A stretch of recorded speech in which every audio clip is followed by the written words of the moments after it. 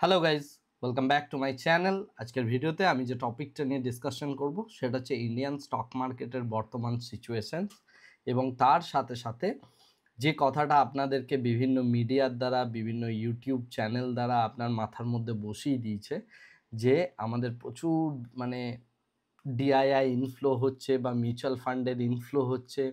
এই যে ফ্লোগুলো, এই ফ্লোগুলোকে মানে বা এই যে টাকাটা আসছে এটা নাকি ইন্ডিয়ান স্টক মার্কেটকে পুরোপুরিভাবে একদম রেজিস্ট করার মতো জায়গায় নিয়ে চলে এসছে এবং ইন্ডিয়ান স্টক মার্কেট একদমই ফল করতে পারে না বা কোনোভাবেই কিছু হবে না। যত ডিপে যাবে সঙ্গে সঙ্গে আমরা বাই করে সেটাকে আবার ওপরে তুলে দেব ইত্যাদি ইত্যাদি, যা গল্পটা চলছে পুরো মার্কেট জুড়ে, এটা সম্পূর্ণ একটা ফালতু গল্প, রাইট?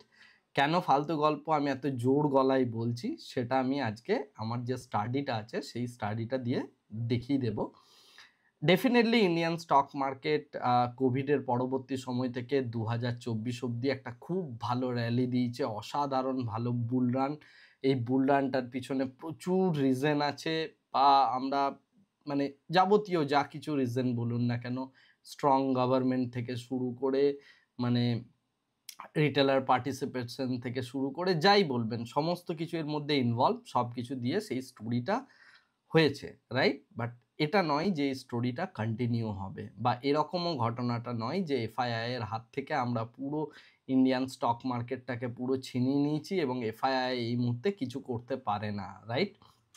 যে জিনিসটা কমপ্লিটলি আপনাকে কন্টিনিউয়াসলি বোঝানো হচ্ছে বিভিন্ন মিডিয়া চ্যানেল দ্বারা, এফআইআই মানে সরি ইউটিউব চ্যানেল দ্বারা ইত্যাদি ইত্যাদি, সেই জিনিসটা কিন্তু একদমই সত্যি নয়। এবং সেটা কেন সত্যি নয় সেটা আজকের স্টাডিটা যদি আপনি প্রথম থেকে শেষ অবধি দেখেন তাহলেই বুঝতে পারবেন। আমি যে স্টাডিটার কথা বলছি এগুলো আমার অরিজিনাল স্টাডি, ওকে?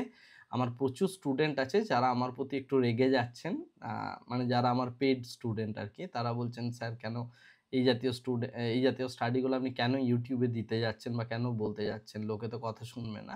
ঠিক আছে, আমি জানি যে ম্যাক্সিমাম জন ক্ষেপে যাবে কারণ অধিকাংশ ব্যক্তি অ্যাকচুয়ালি ইনভেস্ট করে বসে রয়েছেন এই জায়গাটা। আমি এটা একদমই বলছি না যে মার্কেট ফল করে যাবে বা মার্কেট উপরের দিকে উঠবে না বা মার্কেট এখান থেকে 3000 পয়েন্টের র্যালি উপরের দিকে দিতে পারে না বা আগামীকাল থেকেই ফল করে যাবে ইত্যাদি কোনো কিছু আমি বলতে চাইছি না। সেগুলো বলার জন্য আমার চ্যানেলের আপনাকে মেম্বার হতে হবে, অর্থাৎ সাবস্ক্রাইব করে নিন চ্যানেলটাকে। তার কারণ হচ্ছে ওগুলো আমি টাইম টু টাইম বলতে থাকবো বা অন্য কোনো দিন ডিসকাশন করব। আজকের ডিসকাশনের যে টপিক, এই টপিকটা হচ্ছে অ্যাকচুয়ালি যে ইন্ডিয়ান স্টক মার্কেট কতটা স্ট্রং পজিশনে রয়েছে কম্পেয়ার টু আদার মার্কেট এবং তার সাথে সাথে এফআইআই এর কাছ থেকে আমরা মার্কেটকে কি সত্যি সত্যিই ছিনিয়ে নিতে পেরেছি অ্যাজ এ রিটেলার বলুন বা এই যে আমরা যত পার্টিসিপেন্ট রয়েছি তারা প্রত্যেকে মিলে। সেই বিষয়টা নিয়ে আমি আজকে ডিসকাশন করব। আজকের ডিসকাশনের টপিক এটাই নয় যে মার্কেট এখান থেকে ফল করবে না এখান থেকে রাইজ করবে বা আপনার মনের মধ্যে যে ভয় ধরানোর কাজটা সেটা আমি করতে আসিনি। আমি একটা আমার স্টাডি আপনাকে শো করতে চাই যে যে স্টোরিটা চলছে মার্কেটে দ্যাটস এ ফেক স্টোরি এবং এই স্টোরিগুলোই বিলিভ করার কোনো মানে হয় না। তার থেকে র্যাশনাল ওয়েতে মার্কেটকে দেখার চেষ্টা করুন এবং প্রত্যেকের মাথার মধ্যে যে জিনিসটা বসিয়ে দেওয়া হয়েছে যে by the dip by the dip by the dip, always by the dip walk করবে না। কারণ সিচুয়েশনস চেঞ্জ হচ্ছে, সময় চেঞ্জ হচ্ছে, যত মানুষের হাতে লিকুইড পয়সা ছিল সেই পয়সাটা মার্কেট পুরো ড্র্যাগ করে নিয়েছে, রাইট? এবং এই যে ড্র্যাগটা করে নিয়েছে এই রিজনের জন্য এবং আরও কিছুটা পার্ট ড্র্যাগ করতে বাকি আছে, সেটা যখন টোটালি অ্যাবজর্বস হয়ে যাবে তারপরে মার্কেটের মধ্যে একটা আপনি ফল দেখতে পাবেন বা ওই টাইপের সিচুয়েশনস দেখতে পাবেন, রাইট? বাট সেগুলোও আসবে ধীরে ধীরে বিভিন্ন ইকোনমিক ডেটা থেকে, যেগুলো নিয়ে আমি প্রচুর কথাবার্তা বলি। ফর এক্সাম্পল আজকে সব থেকে ইম্পর্টেন্ট ডেটাটা রিলিজ হবে আজকে সন্ধ্যাবেলায়, রাত্রি সন্ধ্যে ছটা নাগাদ, আর হয়তো ঘন্টাখানেক পরেই সন্ধ্যে ছটা নাগাদ যে ডেটাটা রিলিজ হবে সেটা হচ্ছে এনএফপির ডেটা। এই ডেটাটা অ্যাকচুয়ালি ডিসাইড করবে মার্কেট এই জায়গা থেকে উপরের দিকে উঠবে আবার 25,000 ভেঙে, নাকি মার্কেট আবার নিচের দিকে ফল করবে। যাই হোক, যেটাই হোক সেটাই আমরা দেখতে পাবো। এখন যেটা কথা, এবং সেটা নিয়ে আমি আগামীকাল আবার ভিডিও বানাবো, বাট এখন যেটা কথা আমি একটা স্টাডি দেখানোর চেষ্টা করছি, যে স্টাডিটা প্রথম থেকে শেষ অবধি ভালো করে বোঝার একটু চেষ্টা করবেন। আমি সোজা চলে যাচ্ছি আমার কম্পিউটার স্ক্রিনে এবং সেখানে গিয়ে বাকি পুরো ডিসকাশনটা করছি, ওকে? সো আমরা যদি দেখি এখন ওকে, আমরা সোজা চলে গিয়েছি আমার কম্পিউটার স্ক্রিনে। প্রথমে আমি যে চার্টটা ওপেন করছি সেটা হচ্ছে নিফটি 50 চার্ট। ওকে, নিফটি 50-র মধ্যে আমরা কি দেখতে পাচ্ছি? আমরা দেখতে পাচ্ছি 2023 থেকে, আমি বড় টাইম ফ্রেম নিচ্ছি না, কারণ 2020-র যে ফল সেখান থেকে নিফটি অনেকটা বড় র্যালি করেছে।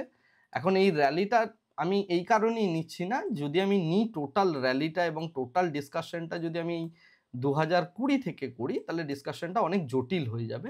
বিষয়টাকে সিম্পলিফাই করার জন্য বলছি, এবং কেন নিচ্ছি না আমি কতগুলো রিজন দেখিয়ে দিচ্ছি, তাহলে বুঝতে পারবেন। দেখুন, এটা 2020 কোভিডের ফল, রাইট? এর টপ থেকে বটম অবধি আমার সিলেক্ট করা আছে, এবং যদি আমরা দেখি এই কোভিডের ফলটা, এটা অ্যাকচুয়ালি হচ্ছে মানে ইন্ডিয়ান স্টক মার্কেটের রেসপেক্টে -40%। অর্থাৎ কোভিডের আগে 2020-তে যে কোভিডের ফলটা হয়েছিল সেখানে নিফটি 50 যা পয়েন্ট ছিল ও 40% অবধি ক্র্যাশ করেছিল, রাইট? Point number 1। আমি সেম টাইম ফ্রেমে ইউএস এর মার্কেট দেখব, যে ইউএস এর মার্কেট তখন কতটা ক্র্যাশ করেছিল, রাইট? কেন বলছি এগুলোর প্রত্যেকটার পিছনে একটা করে রিজন আছে, আমি রিজনগুলো প্রত্যেকটা বলছি। ইউএস এর মার্কেট যদি আমরা দেখি তাহলে যেটা দেখতে পাবো 35% কারেক্ট করেছিল। অর্থাৎ আমেরিকার মার্কেট যখন 35% কারেকশন করছে, আমাদের মার্কেট তখন 40% কারেকশন করছে। বাট এটা হচ্ছে আপনার এই মিউচুয়াল ফান্ডের জামানা যেটা বলা হচ্ছে সেটা আসার আগে, রাইট? আমি জাস্ট যেটা ট্রুথ সেটাই আপনাকে বলবো এবং দেখানোর চেষ্টা করবো। এরপরে আমরা 2008-এ যাওয়ার চেষ্টা করি। 2008-এর সিচুয়েশনে আমরা যদি 2008-এর ফল দেখি তাহলে আমরা যেটা দেখতে পাচ্ছি, 2008-এ যে ক্র্যাশটা এসেছিল, এগুলো ফল নয়, এগুলো অ্যাকচুয়ালি ক্র্যাশ। এই ক্র্যাশে -64%, 65ই ধরছি রাউন্ড নাম্বার করার জন্য, 65%-এর কাছাকাছি আমরা টপ টু বটম ফল দেখেছিলাম, রাইট? এই ফলগুলোর কথা যদি আমি আজকে বলি অনেকেই মানে রেগে যাবেন, ভাববেন যে এই জাতীয় ফল হতে পারে না ইত্যাদি ইত্যাদি। কি হতে পারে না হতে পারে সেটা হিস্ট্রি বলবে, বাট আমি যেটা দেখানো সেটা দেখানোর চেষ্টা করছি। এটা হচ্ছে ইউএস মার্কেট S&P 500, এবং এই সময়ে 2007-এ S&P 500 57% ফল করেছিল। আমি দুটো ফল এই কারণেই দেখালাম, এর রিজনটা হচ্ছে যখন ইউএস মার্কেট যতটা ফল করে আমাদের মার্কেট তার থেকে 5 to 8% এক্সট্রা ফল করে, রাইট? রাইজের কথায় পরে আসছি। 5 to 8% এক্সট্রা ফল করে বা বেশি বেশি ফল করে, রাইট? সেটা আমরা লাস্ট দুটো ক্র্যাশ যে হয়েছিল সেখানকার ক্র্যাশ থেকে এই ডেটাটা আমরা পাচ্ছি। কোনো কিছু আমি বানিয়ে বলছি না, যেটা ট্রুথ সেটাই আমি দেখানোর চেষ্টা করব। তো এই যে ফলগুলো আছে এই ফলগুলো নিয়ে আমি অ্যানালিসিস করছি না, বা আমি এই ফলের বটম থেকে কতটা রাইজ করেছে কোন মার্কেট, এগুলো হিস্ট্রি হয়ে গেছে, এগুলো ভেবে এই মুহূর্তে লাভ নেই, রাইট? তার কারণ হচ্ছে এই মুহূর্তে আমাদের এই বিষয়টাই কনসার্ন হওয়া উচিত যে মার্কেট এই জায়গায় যে জায়গাতে রয়েছে, আমাদের ইন্ডিয়ান স্টক মার্কেট আজকে সামান্য একটু জাস্ট রিট্রেস করেছে বা ফল করেছে, যাই বলুন না কেন, 24,852 অল টাইম হাইয়ের মোটামুটি কাছাকাছি, 25,300-র কাছে আমাদের অল টাইম হাই ছিল। তো 25,300 থেকে আমি ধরে নিচ্ছি এটা অল টাইম হাইয়ের কাছাকাছি রয়েছে পুরো স্ট্রাকচারের রেসপেক্টে। আমার বক্তব্যটা হচ্ছে এই জায়গায় যে নিফটি দাঁড়িয়ে রয়েছে, আমাদের নিফটি কি প্রচণ্ড একটা স্ট্রং পজিশনে দাঁড়িয়ে রয়েছে নাকি উইক পজিশনে দাঁড়িয়ে রয়েছে, এবং যে পয়সাটা আসছে আমাদের কাছে ভায়া মিউচুয়াল ফান্ড, সেই পয়সাটা কি এই চার্টটাকে নিচেই ফেলতে দেবে না, নাকি এখান থেকে ফল আবার ওরকম বড় হতে পারে? আমি জাস্ট কি পসিবিলিটি সেটা নিয়ে একটা ডিসকাশন করছি, ওকে? তো সেটা করার জন্য প্রথম যেটা করব আমি সেটা হচ্ছে যে আমি আমাদের যে স্টক মার্কেট রয়েছে এই স্টক মার্কেটটাকে অন্যান্য বিভিন্ন যে সমস্ত পৃথিবীতে মার্কেট রয়েছে প্রত্যেকটা মার্কেটের সাথে একটা কম্পেয়ার করব। ওকে, কি কম্পেয়ার করব? প্রথমে একটা ছোট্ট জিনিস একটু বুঝিয়ে দিই। ফর এক্সাম্পল, যদি দেখা যায় ভারতের শেয়ার বাজার এখন 20,000 পয়েন্টে রয়েছে, রাইট? এবং আমেরিকার শেয়ার বাজার কথার জন্য বলছি যদি 4,000 পয়েন্টে থাকে, তাহলে এদের যদি আমি রেশিও করি, এই রেশিওটা হচ্ছে 5, রাইট? অর্থাৎ আমি যদি ভাগ করি তাহলে টোটাল ভাগের রেজাল্টটা দাঁড়াবে 5। এখন ইন্ডিয়ান শেয়ার মার্কেট যদি কন্টিনিউয়াস স্ট্রেংথ বেশি পায় আর ইউএসএ যদি কম না পায়, তাহলে এই 5 নাম্বারটা আস্তে আস্তে বাড়তে থাকবে। Basic mathematics. আমি আর একটু ভেঙে বুঝিয়ে দিই, যারা ম্যাথামেটিক্সটা অতটা ভালো বোঝেন না তাদের সুবিধার জন্য। সেটা হচ্ছে মনে করুন এই 2000টা ইন্ডিয়ান স্টক মার্কেট প্রচণ্ড স্ট্রেন দেখাচ্ছে, রাইট? এই 20,000টা বেড়ে হয়ে গেল 25,000, রাইট? আর এই 4,000টা বেড়ে তখন হলো হচ্ছে 4,500, রাইট?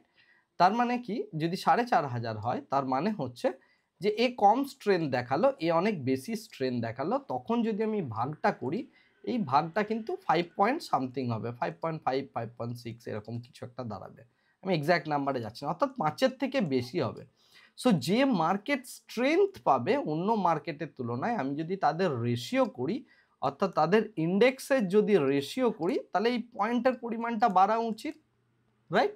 অর্থাৎ আমার এই যে রেশিওটা বাড়া উচিত। এগুলোকে রেশিও স্প্রেড বলে, বা বেসিক্যালি আমি রেশিও করে স্ট্রেংথটাকে বিচার করার চেষ্টা করছি। আপনি চাইলে এখানে আরেকটা ইন্ডিকেটর আছে RS রিলেটিভ স্ট্রেংথ, সেটা দিয়েও আপনি এই জিনিসটাকে বিচার করতে পারেন, নট এ প্রবলেম। ওকে, যাই হোক, তো আমি এইটা বোঝানোর চেষ্টা করলাম। তাহলে আমি যদি ইন্ডিয়ান স্টক মার্কেটের সাথে বাকি মার্কেটগুলোর রেশিও করি, তাহলে সেই রেশিওটা কনস্ট্যান্টলি আপওয়ার্ডস হওয়া উচিত। যদি আপওয়ার্ডস হয় তার মানে ইন্ডিয়ান স্টক মার্কেটে স্ট্রেংথ অনেক বেশি। আর যদি সেই রেশিওটা 5 থেকে আস্তে আস্তে মনে করুন কমতে থাকছে, 4.5 হলো, বা মনে করুন 4 হলো, বা 5-এই যদি পড়ে থাকে, তার মানে অন্যান্য মার্কেটের রেসপেক্টে কিন্তু সেম পজিশনে রয়েছে। আর যদি এটা কনস্ট্যান্টলি ফল করতে থাকে, তাহলে আমি বলবো অন্য মার্কেটের রেসপেক্টে ইন্ডিয়ান স্টক মার্কেট অতটা স্ট্রং পজিশনে দাঁড়িয়ে নেই, রাইট? তাহলে আমি রেশিওগুলো দেখার চেষ্টা করি বিভিন্ন মার্কেটের সাথে ইন্ডিয়ান স্টক মার্কেটের। প্রথম কথা হচ্ছে যে ইউএসএ স্টক মার্কেট যখন ফল করে, তখন আমাদের মার্কেট কিন্তু আর একটু বেশি ফল করে, রাইট?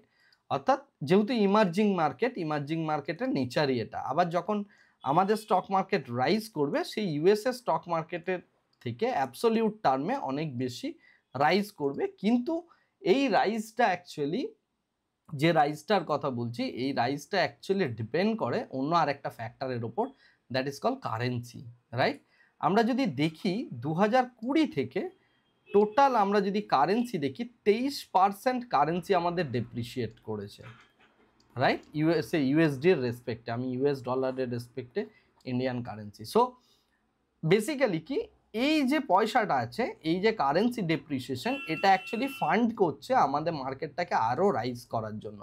আমি কি বলতে চাইছি একটু ভেঙে বোঝাই। মনে করুন এই পজিশনে, অর্থাৎ এই সময়ে আমাদের মোটামুটিভাবে ধরে নিচ্ছি 68 টাকা প্রাইস ছিল। এক ডলারের সাথে 1 টাকার ডিফারেন্স হচ্ছে 68 টাকা, রাইট? মানে $1 ইকুয়ালস টু 68 রুপিস। সো কেউ যদি $1 কোটি আনতো এই সময়ে ইন্ডিয়ান স্টক মার্কেটকে পাম্প করার জন্য কোনো এফআইআই, তাহলে সে কিন্তু এই সময়ে 68 কোটি টাকা ইন্ডিয়াতে কনভার্ট করে পেত এবং সেই টাকাটা দিয়ে পাম্প করতো। বাট আজকের ডেটে যদি সে 1 কোটি টাকা নিয়ে আসে, তাহলে সে কিন্তু 68 কোটি টাকা পাবে না। 2020-তে পেত 68 কোটি টাকার কাছাকাছি, এখন কিন্তু সে পাবে 84 কোটি টাকার কাছাকাছি। তার কারণ হচ্ছে 1 USD ইকুয়ালস টু 84 হয়ে গেছে। অর্থাৎ আমাদের কারেন্সি ইন্টারন্যাশনালের রেসপেক্টে অনেক বেশি ডেপ্রিসিয়েট করছে, রাইট? 23% ডেপ্রিসিয়েশন হয়েছে লাস্ট 4 ইয়ারে।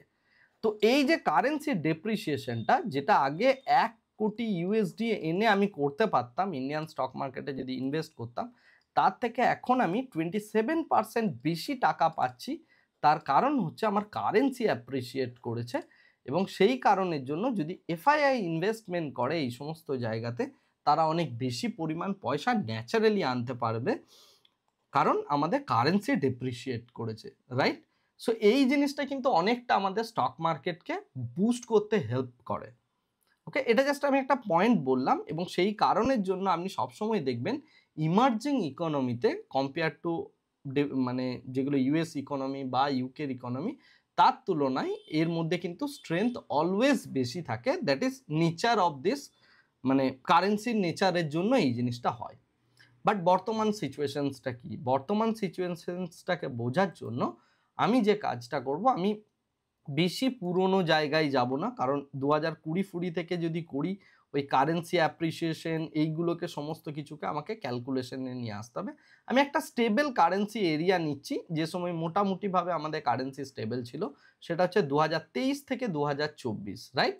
আমি যদি নিফটি খুলি, নিফটির চার্ট খুলি, নর্মালি দেখার চেষ্টা করি, তাহলে 2023 থেকে 2024 অবধি নিফটির মধ্যে একটা বিশাল অসম্ভব ভালো র্যালি হয়েছে। এবং আপনার মনে হচ্ছে যে এই যে র্যালিটা হচ্ছে, যতক্ষণ আপনি শুধু এই চার্টটাকে দেখবেন, আপনার এটা মনে হচ্ছে যে এটা একটা অবিশ্বাস্য র্যালি এবং সত্যি সত্যি এটা একটা বিশাল বড় পয়সার অ্যাপ্রিসিয়েশন হয়েছে বা মার্কেটের মধ্যে বিশাল স্ট্রেংথ রয়েছে, রাইট?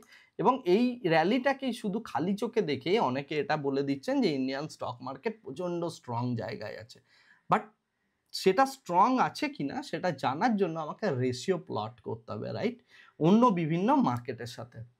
সো আমি এক এক করে প্রত্যেকটা মার্কেটের সাথে রেশিও প্লট করে দেখানোর চেষ্টা করছি। প্রথম যে রেশিওটা সেটা হচ্ছে নিফটির সাথে নিকেই। নিকেই কথার অর্থ হচ্ছে আমরা জাপানের মার্কেটের সাথে তুলনা করছি। আমি 2023 থেকে নিচ্ছি।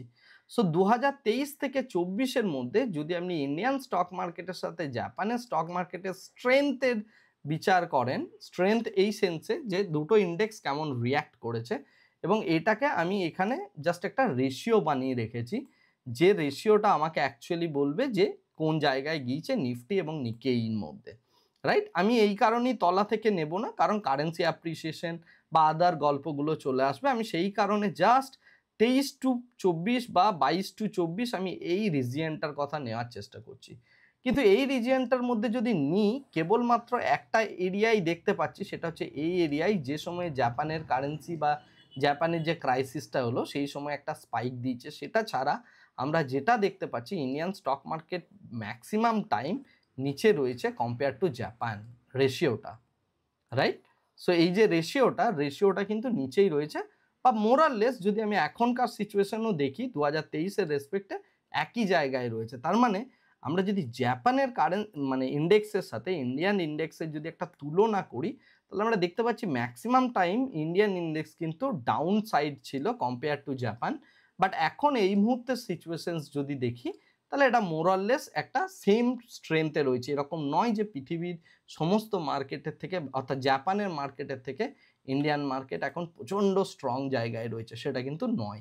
রেশিও যেটা বলছে যে এটা মোরাললেস সেম জায়গায় রয়েছে, এবং 2023 থেকে 2024 ম্যাক্সিমাম টাইমটা এটা ডাউনে ছিল রেশিওর রেসপেক্টে।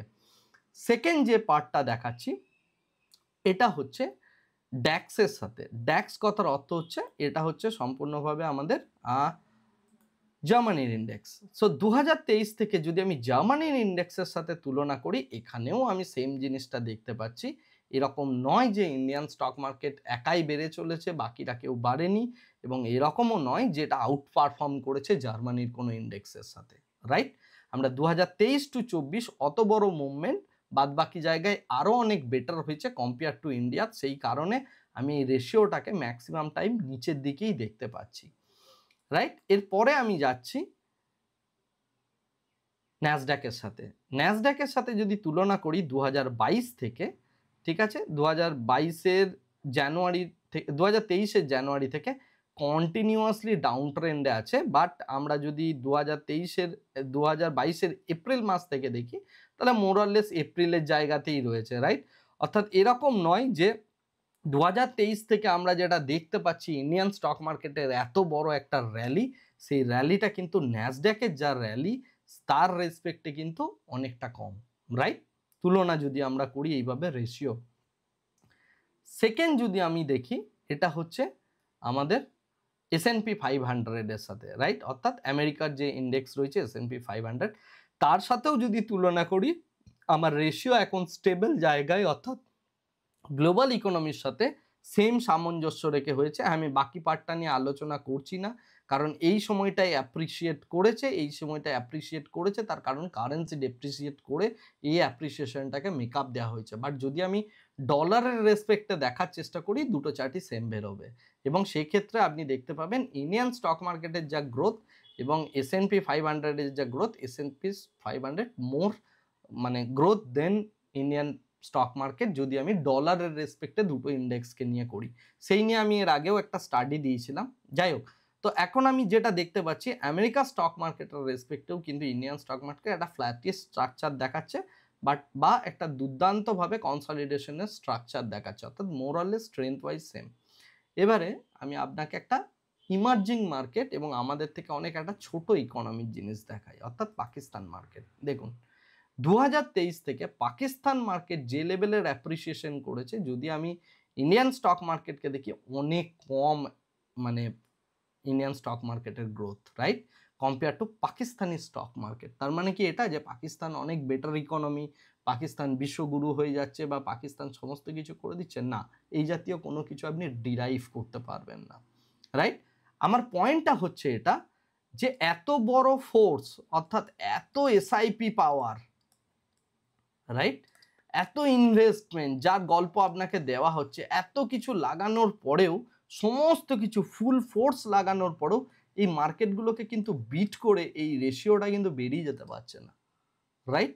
কেন বেরোতে পারছে না? কারণ এটা গ্লোবাল মার্কেটের স্ট্রাকচার। সো এই চিন্তা ভাবনাটা সম্পূর্ণভাবে ভুল যে আমরা এত কিছু ফোর্স লাগিয়েছি বা এত ইনভেস্টমেন্ট আসছে তার জন্য শুধু ইন্ডিয়ান স্টক মার্কেটে গ্রোথ হচ্ছে। নো, এটা কিন্তু একদম ভুল কনসেপ্ট, বা যে কনসেপ্টটা আপনাকে দেওয়া হচ্ছে সেটা কিন্তু একদম আপনাকে মিসগাইড করার জন্য দেওয়া হচ্ছে। ইন্টেনশনালি আপনি যাতে মিসগাইডেড হন তার জন্য এই জিনিসটা করা হচ্ছে। যাই হোক, এরপরে আমি আরও কয়েকটা জিনিস একটু দেখানোর চেষ্টা করব, রাইট। দেখুন সবসময় কি বলা হচ্ছে আপনাকে যে এফআইআই এর হাত থেকে আমরা ইন্ডিয়ান স্টক মার্কেটকে বের করে নিয়েছি, ইন্ডিয়ান স্টক মার্কেটের বিশাল একটা পাওয়ার রয়েছে এবং এফআইআই কিছু করতে পারবে না, রাইট। এখন আমি একটা স্টাডি দেখাচ্ছি। এইচডিএফসি ব্যাংক কতটা মার্কেট ক্যাপ? 12 লক্ষ কোটি টাকার মার্কেট ক্যাপ হচ্ছে এইচডিএফসি ব্যাংকের, রাইট। এর ম্যাক্সিমাম পোর্শনটা হোল্ড করছে কে?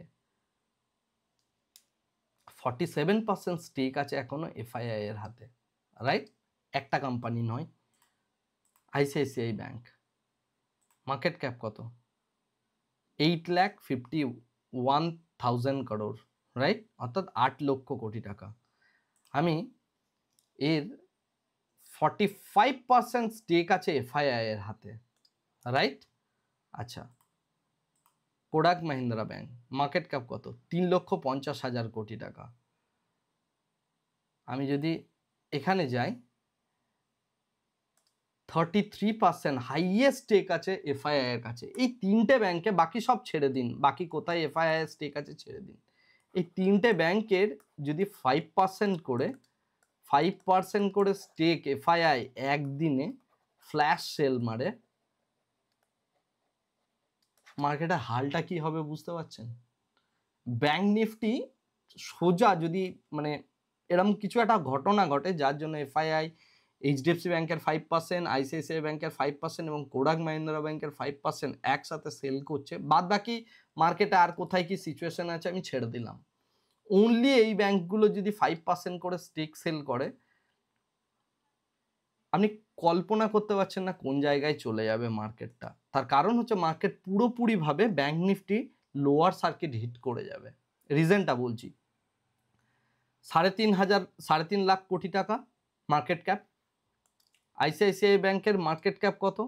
8,51,000 কোটি টাকা, রাইট। সো এই দুটো যদি একসাথে যোগ করি তাহলে মোটামুটিভাবে 12 লক্ষ কোটি টাকা, আর এইচডিএফসি ব্যাংকের একার আছে 12.5 লক্ষ কোটি টাকা, রাইট। সো মোটামুটিভাবে দেখতে গেলে 25 লক্ষ কোটি টাকা এখানে, 25 লাখ করোড়, অর্থাৎ 25 লক্ষ কোটি টাকার মতো আমার এখানে টোটাল ব্যাংকের, এই তিনটে ব্যাংকের টোটাল মার্কেট ক্যাপ। এখানকার 5% স্টেক সেল মানে হচ্ছে 1 লক্ষ কোটি টাকার, 1 লাখ CR এর সেল করা একদিনে। আপনার এসআইপি থেকে আসে কত? 23,000 কোটি টাকা এক মাসে, 1 মান্থে টোটাল, যার মধ্যে বেশিরভাগটা যায় স্মল অ্যান্ড মিড ক্যাপে। আমি ধরে নিচ্ছি পুরোটা এই ব্যাংকে আসছে। আপনার 4 মাসের টাকা একটা সিঙ্গেল সেলকে কেটার করতে পারবে না, রাইট। আশা করি বোঝাতে পারছি আমি কি বলছি, আমি কোন ইন্টেন্সিটি থেকে কথাটা বলছি। কারণ আমি একটা স্ট্রং ওপিনিয়ন বানাচ্ছি, যে ওপিনিয়নটা মার্কেটের মধ্যে চলছে তার এগেনস্ট একটা ওপিনিয়ন বানানোর জন্য আমি কিন্তু রিভার্স লজিক দিচ্ছি, বা আমি যে লজিকটা দিচ্ছি সেটা যদি আপনি বুঝতে পারেন তাহলে এটা বুঝতে পারবেন যে আপনাকে যে স্টোরিটা দেখানো হচ্ছে বারবার এবং আপনার মনের মধ্যে এই জিনিসটা বসানো হচ্ছে যে এভরি ডিপ ইজ বায়েবল, অর্থাৎ প্রত্যেকটা ডিপকে আপনি বাই করতে পারেন এবং যখন ওটা রাইজ হবে তখন আপনি সেটা সেল করে দিন। মার্কেট এইভাবে চলে না, আমি বারবার বলছি। আমি কেন বলছি তার রিজন আছে। তার কারণ হচ্ছে জানুয়ারির পর পুরো স্ট্রাকচার কিন্তু চেঞ্জ হয়ে যাবে।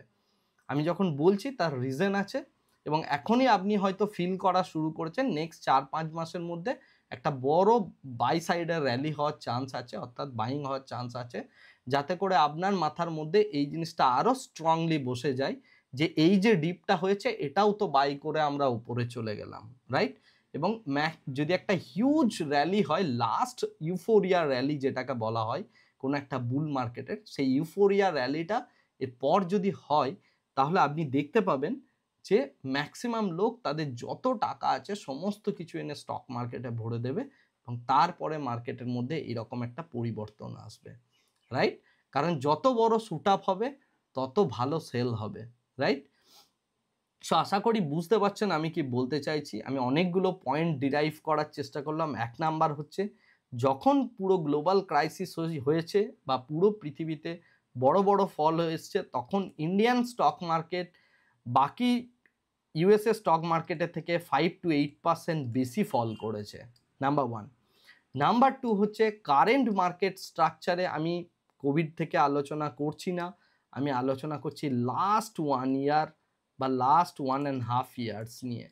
যতটা ইন্ডিয়ান স্টক মার্কেটের র্যালি হয়েছে বা স্ট্রেংথ আছে তার থেকে পৃথিবীর বাদবাকি মার্কেটগুলোর স্ট্রেংথ অনেক বেটার হয়েছে যদি আমি কারেন্সিটাকেও ফিক্সড করে দিই। বাট কারেন্সি নিয়ে এলে ইন্ডিয়ান স্টক মার্কেটের ফল আরও বেশি দেখাবে। আমি সেই জটিলতায় যাওয়ার চেষ্টা করছি না। নাম্বার 3 যেটা বলার চেষ্টা করছি যে এফআইআই এর হাতে এখনও যে পরিমাণ স্টেক রয়েছে তারা যদি সেল করে সেটাকে কেটার করার মতো ক্যাপিটাল এই মুহূর্তে আমাদের মিউচুয়াল ফান্ডের হাতে নেই বা রিটেলারদের হাতেও নেই। শুধুমাত্র 3টে ব্যাংকের আমি 5% স্টেক সেল করার কথা বললাম, রাইট? এফআইআই এর হাতে টোটাল মার্কেটের যদি আমরা দেখি 17% স্টেক আছে, ডিআইআই এর হাতে এখন 21%-এর কাছাকাছি স্টেক আছে। সো এখান থেকে ওভারঅল মার্কেটে যদি 3% স্টেক এফআইআই আরও সেল করে তাহলে ডিআইআইকে এটা হোল্ড করতে হিউজ একটা ক্যাপিটাল লাগবে। সেই ক্যাপিটালটা কিন্তু মার্কেটের মধ্যে এই মুহূর্তে ডিআইআই এর হাতে নেই বা আমরা রিটেলাররা অতটা বেশি ফান্ডিং করছি না। যে র্যালিটা আপনি দেখেছেন, যে র্যালিটা আপনি এতদিন ধরে আপনাকে শোনানো হয়েছে, সেই র্যালিটার পরেও বাদবাকি পৃথিবীর যত ওভারঅল মার্কেট আছে তার থেকে ইন্ডিয়ান স্টক মার্কেটের যে স্ট্রেংথ সেটা কম। ইভেন পাকিস্তানের মার্কেটের থেকেও স্ট্রেংথটা অনেক কম। এর রিজন কিন্তু অন্য। আমি সেই রিজনে যাচ্ছি না যেগুলো আমি আমার মেন্টারশিপে আমার স্টুডেন্টদের পড়াই এবং অনেক ডিটেলসে পড়াই ওয়াই ইট ইজ হ্যাপেনিং, এবং এটা ইকোনমি এবং স্টক মার্কেট এগুলো ছাড়াও আরও অনেক প্রচুর রিজন আছে। সেই রিজনগুলো নিয়ে ইউটিউবের মধ্যে এত ডিপ লেভেলে আলোচনা করাও যায় না এবং অর্ধেকজন সেই জিনিসগুলো বুঝবেন না এবং ভিডিওটা অলরেডি বড় থেকে বড় হতেই থাকবে। যাই হোক, এটা আমি মানে ভিডিওটা বড় করাটা আমার উদ্দেশ্য নয়। আমার উদ্দেশ্য হচ্ছে আমি যে পয়েন্টটা এস্টাবলিশ করতে চাইছিলাম বা যেটা বলতে চাইছিলাম যে ইন্ডিয়ান স্টক মার্কেটকে যতটা রেজিলিয়েন্ট আপনাকে দিয়ে ভাবানো হচ্ছে, ইন্ডিয়ান স্টক মার্কেটের বর্তমান পরিস্থিতি কিন্তু সেরকম নয়, রাইট? আশা করি এই ডেটা পয়েন্টগুলো দেখে আপনি বুঝতে পারবেন। এগুলো আমার একটা অরিজিনাল যে আমি স্টাডি করি তার একটা রূপ, জাস্ট একটা ট্রেলার আপনাদের জাস্ট দেখালাম, অন্য কিছু নয়। কারণ আমি চাই যে প্রত্যেকের মধ্যে রাইট সেন্সটা বিল্ড আপ হোক, প্রত্যেকে যেটা রাইট মেথড সেই মেথডটাকে যেন প্রত্যেকে দেখতে পায়, রাইট? কি হয়ে গিয়েছে সেটা ভেবে ফিউচার ডিসাইড কোনোদিন হয় না, রাইট? যাই হোক, আজকের ভিডিওটাকে আর বেশি দীর্ঘায়িত করছি না, ভিডিওটা এখানেই শেষ করছি। আপনার যা বক্তব্য, আপনার যা কমেন্ট সেটা আপনি কমেন্ট সেকশনেই জানাবেন। আজকের ভিডিও এখানেই শেষ করছি। Thank you very much, bye bye, tata.